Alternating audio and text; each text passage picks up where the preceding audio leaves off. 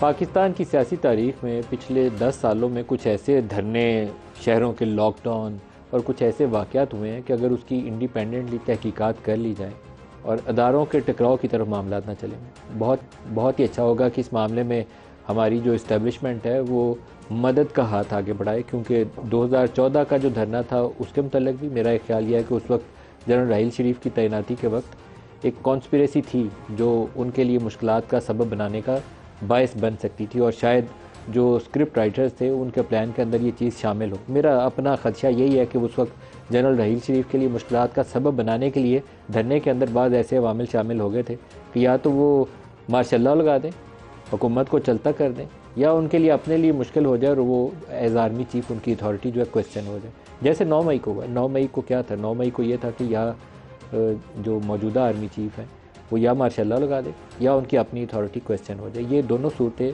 बहुत ख़तरनाक हैं। तो इसलिए मेरी काफ़ी दिली ख्वाहिश है कि फ़ौज थोड़ा बड़ा दिल करते हुए मदद का हाथ आगे बढ़ाए और इंडिपेंडेंटली कुछ चीज़ों को इन्वेस्टिगेट कर ले। 2014 का धरना और फैज़ाबाद धरना, उसमें किसका क्या रोल था तयन कर लें। बाद में चाहे आप किसी को फांसी पे ना चढ़ाएं, लेकिन तयन कर लें। आप उसको ज़ुबानी भी अगर सरजनिश ही कर दें ना कि ये इस बंदे का किरदार था इस धरने के पीछे, ये एक नासिर कार फरमा थे, तो एटलीस्ट वो चीज़ें रजिस्टर हो जाएंगी, वो आपके कानून का, आपके रिकॉर्ड का हिस्सा बन जाएंगी और आइंदा के लिए उसका सद्देबाब करना आसान हो जाएगा। फैज़ाबाद धरने का केस है इस वक्त सुप्रीम कोर्ट ऑफ पाकिस्तान के सामने, और काजी फ़ायज़ ईसा साहब ने ही इसके ऊपर ऑर्डर दिया था और उसके ऊपर ज़ाहिर है अमल नहीं था होना। जैसे जनरल असद दुरानी साहब और जनरल बेग साहब, ये एक एयर मार्शल असगर खान का केस था IGI के हवाले से, तो उसके ऊपर सुप्रीम कोर्ट हुक्मनामा दे चुकी है। बड़ी तगोदो के बाद हुक्मनामा आया, कोई हुकूमत उसके ऊपर अमल पैरा नहीं हो सकती, ना हुई है आज तक। इसके ऊपर भी किसी ने आज तक अमल नहीं किया। काजी फ़ायज़ ईसा, अल्लाह की देखिए कि बाज़ औक़ात हालात ऐसे हो जाते हैं कि उनकी किस्मत में था पाकिस्तान का चीफ़ जस्टिस बनना, नहीं तो कोशिश पूरी की गई थी।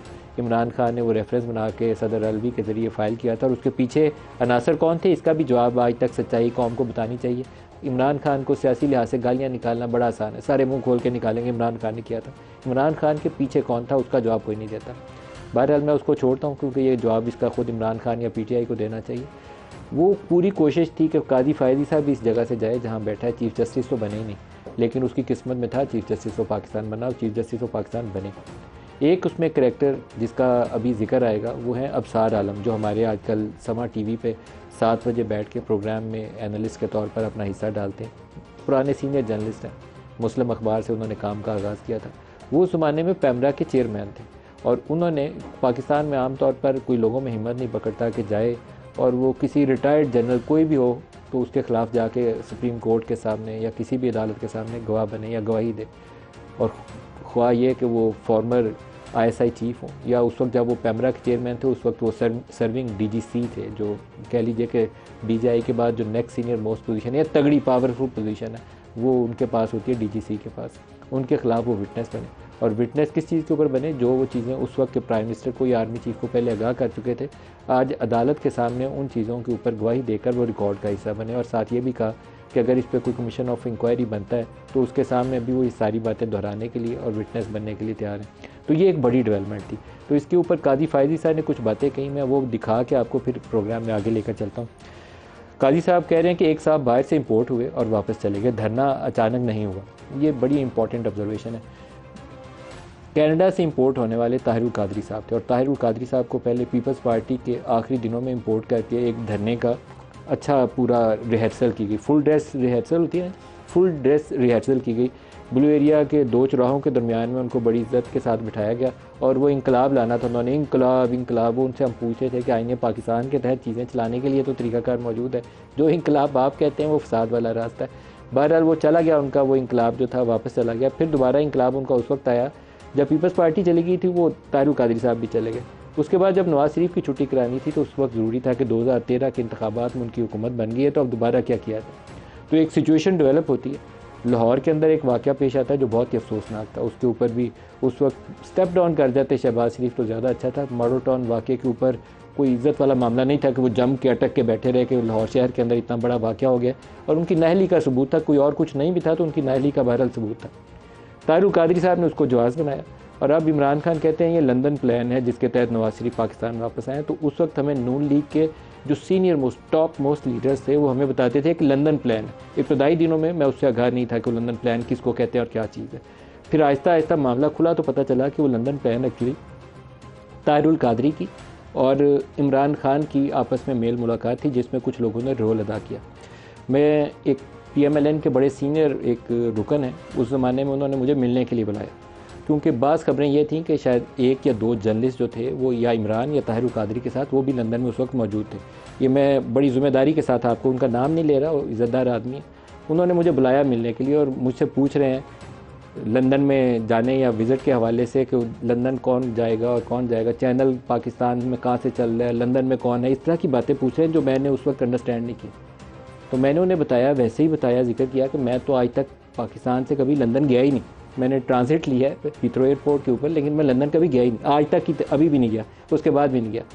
तो उनके लिए काफ़ी शॉकिंग था कि ये बंदा जिससे मैंने पूछना है कि ये तो लंदन प्लान का हिस्सा होना था, तो ये तो मुझे कह रहा है लंदन गया ही नहीं। मैं वाक़तन आज तक कभी लंदन गया ही नहीं, मेरे खुद भी इल्म में वो चीज़ें नहीं थी। बाद में पता चली, कुछ ऐसे बयानात सामने आए, कुछ PML के लोगों से हमें बैकग्राउंड इंटरेक्शन का मौका मिला, तो फिर ये चीज़ें खुलनी शुरू हुई कि उस वक्त की जो इस्टेब्लिशमेंट थी उनका एक अरेंजमेंट है जिसके तहत ये दोनों लोग इकट्ठे हुए। शेख रशीद ने उनको इकट्ठा करने में लाहौर से, इमरान रिलक्टेंट थे ताहिरुल कादरी के साथ आने में, इब्तदाई तौर पर वो इस बात पे हामी नहीं थे कि PTI और पैट वाले इत्तेहादी बन के लाहौर से चले, लेकिन फिर उनको ये समझाया गया कि आपके PTI के जो फॉलोअर्स हैं वो धरना सजा के वहाँ बैठ नहीं पाएंगे। आपका अच्छा फॉलोअर है, मिडिल क्लास के पढ़े लिखे लोग हैं, लेकिन वो वहाँ धूप में जाके गर्मियों में चौकड़ियाँ मार के सड़क पे नहीं बैठेंगे। तो ये काम पैट वाले कर सकते हैं जिनकी मजहबी फॉलोइंग है, उनका लगाव कुछ और नोयत का है, तो आपको हाथ मिलाना पड़ेगा। और शराय दस्तूर एक दफ़ा पूरी बंद कर दी तो फिर नवाज शरीफ की छुट्टी तो हुई हुई। ये इस तरह के एजेंडे के तहत इनको यहाँ लाया गया था। उसके बाद बहुत कुछ पाकिस्तान में हुआ, PTV स्टेशन अटैक हुआ, उसके बाद पाकिस्तान की जो पार्लिमान है उसके गेटों के ऊपर वो कटर्स पकड़ के ना वो ऊपर चढ़ गए थे अटैक करने के लिए, ट्रॉली ट्रैक्टर से मार के उसकी वो बाउंड्री गिराई गई थी, बहुत कुछ किया गया था। उस वक्त की दो चीज़ें, बेशुमार बयानात हैं, अगर सबूत चाहिए हो ना तो अनगिनत सबूत हैं। फैज़ाबाद धरने का केस है, मैं उसकी तरफ लेके आता हूँ, इसके बाद हुआ था। ये अगस्त 2014 के वाक़यात हैं, जहाँ से एक साल बाद 13 में इलेक्शन हुआ था, तो 14 में ये धरना सजाना डी चौक के अंदर शुरू हो गया था। एक ताहिरुल कादरी साहब का बयान है कि पार्लिमान के ऊपर अटैक के हवाले से। फिर PTV स्टेशन पे जिस दिन अटैक होता है उसके बाद ताहिरुल कादरी ने एक रोज़ के बाद आफ्टर थॉट्स जब आई ना, पता चला कि एक तो स्टेट इंस्टीट्यूशन था, रियासत की इलामत थी, उसके ऊपर हमला हो गया। आफ्टर थॉट्स में दोनों ने अपने आप को पीछे किया, पहले नहीं किया। पहले दोनों ने कहा बहुत अच्छा हुआ। पहले ताहिरुल कादरी साहब ने भी इसको बड़े मज़े से बताया, क्योंकि मेरे प्रोग्राम में यहाँ बैठे हुए थे शाह महमूद कुरैशी, और वो मुझे यहाँ लाइव प्रोग्राम में कह रहे थे कि ये जो हमारे लिए काबिल एहतराम जगह है ये पार्लिमान, हम यहाँ अटैक नहीं करेंगे। और PTI वालों से हमने पूछा तो उन्होंने बताया कि ताहिरुल कादरी से जो बैकग्राउंड अंडरस्टैंडिंग डेवलप की है, शाह महमूद आई थिंक और जहांगीर तरीन और असद उमर, ये तीनों लोग ताहिरुल कादरी के पास गए थे ये बात कहने के लिए कि अटैक नहीं करना इन बिल्डिंग्स को, लेकिन बहरहाल अटैक हुआ। हो सकता है इन लोगों से बाला हुआ हो, लेकिन एक कॉल लीक हुई थी जो मौजूदा सदर है आरिफ अलवी साहब, इमरान खान के साथ, जिसमें वो बता रहे हैं कि PTV की नशरियात बंद हो गए, लोग अंदर चले गए। तो इमरान आगे से जवाब दे रहे हैं कि बहुत अच्छा हुआ, बहुत अच्छा हुआ, आज दबाव डलेगा तो ये कल इस्तीफ़ा देगा, वैसे ये इस्तीफ़ा नहीं देगा। तो ये इमरान खान का रिस्पॉन्स था। तो मैं आपको छोटे से 2 क्लिप सुनाता हूँ। इमरान का तो मैं पूरा सुना नहीं सकता, माशाल्लाह हमारी पैमरा जो है मौके के ऊपर आड़े आ जाती है, तो मैं अपने चैनल को मुश्किल में नहीं डालूंगा, लेकिन छोटे छोटे हिस्से आपको दिखाता हूँ। दिखाइएगा। मुबारक हो, मुबारक हो, PM हाउस के दरवाजे पर पहुंचकर कब्जा कर लिया है, आप अपनी मंजिल पर पहुंच गए। भाई साहब, मेरी एक दरख्वास्त थी, ये PTV के अंदर घुसकर नशरियात भी बंद हो गई हैं। अब अगर किसी ने तहकीकात करनी हो तो आप इनको बुला के सारों से अंडर ओथ पूछें, चौधरी निसार से भी पूछें और बाकी लोगों से भी पूछें, सारी कहानियाँ सुनाएंगे। इसके बाद अगले स्टेप पे मैं लेकर आता हूँ। इसके फिर कुछ ही अरसे बाद नवाज शरीफ की पनामा वाले मामले के अंदर छुट्टी होगी, वो इकामा जो था उनका पनामा के अंदर से निकल आया और उनकी छुट्टी हो गई। बड़ा बददियानती पे मबनी तरीक़ाकार था जिसके तहत साकिब निसार ने वो सारा मामला आगे चलाया। ईमानदाराना तरीक़ाकार होता तो उसमें भी शायद उनको मुश्किलात पेश आती, लेकिन ये जो तरीका निकाला था ना उन्होंने कि अकाउंट रिसीवेबल है, वो दुरुस्त नहीं था, वो एक्सेप्टेबल नहीं है। तो उन्हें शर्मसारी का इजहार करना चाहिए अपने उस फैसले के ऊपर। लेकिन उसके बाद मामला ख़त्म नहीं होता। शाहिद खाकान वज़ीर आज़म बन जाते हैं, उनसे भी मेरे ख्याल में अगर कमीशन ऑफ इंक्वायरी बनता है तो उनसे गवाही लेनी चाहिए कि बताइए कि पुलिस मदद को क्यों नहीं थी आई। एज़ प्राइम मिनिस्टर जब आप बुला रहे थे तो पुलिस कहाँ चली गई थी? उस वक्त इंटीरियर मिनिस्टर थे एहसन इकबाल साहब। एहसन इकबाल साहब से पूछना चाहिए कि ये जो सेफ सिटी कैमराज़ की तारें थी ये किसने काटी थी, और वो कौन से 150-200 अफराद कहाँ से आए थे जिन्होंने पुलिस वालों को पुश बैक किया था।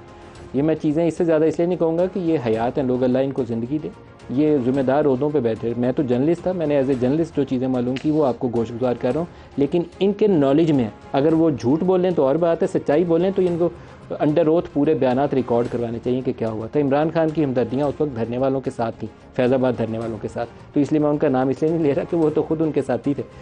आगे चल के अदालत ने आज कहा है कि जानना चाहते हैं धरना मैनेज कौन कर रहा था। यही वो बुनियादी सवाल है जिसका जवाब आ जाए और उसके मुहर्रकात क्या थे, एंड रिज़ल्ट क्या चाहते थे, तो फिर ये 9 मई को भी समझना आसान हो जाएगा कि ये क्यों मनसूबाबंदी ऐसी हुई थी। 9 मई के पीछे भी तो कोई था ना जो जनरल आसिम को मुश्किल में डालना चाहता था। उसका जवाब आज ले लें तो आइंदा किसी आर्मी चीफ को शायद ये मुश्किलात का सामना ना करना पड़े। अगला इसका उन्होंने कहा जी कि अरबों का नुकसान हुआ, इन्हें कौन लेकर आया था, टिकट किसने कराई। कोई पुरस्कार कुव्वतें थी जिन्होंने नज़रसानी दरख्वास्त दायर की। हुकूमती कमेटी आंखों में धूल झोंकने के मुतरादिफ है। हुकूमत ने एक कमेटी बनाई है कवर अप के लिए, क्योंकि सारी वो रिव्यू पिटीशन उन्होंने इकट्ठे एकदम से सबको याद आया कि वापस नज़रसानी की दरख्वास्तें ले लेते हैं, तो कमेटी भी बनाएंगे तो उसमें ऑल वेल की रिपोर्ट करके निकल जाएंगे, तो अदालत ने उसको रिजेक्ट कर दिया। हुकूमत में तहकीकात करने की काबिलियत ही नहीं है, जो भी कुर्सी से उतरता है कहता है मैं मजबूर था। ये बात सही है, ये अगर थोड़ी बहुत भी अगर बंदे के अंदर यहाँ सच्चाई हो ना तो फिर उसको कुर्सी पे रहते हुए सच बोलना चाहिए। कुर्सी तो वैसे ही छूट रही होती है तो छूट जाए, सच बोल के तो जाए ना, ईमानदारी का मुजाहरा करके तो जाए ना।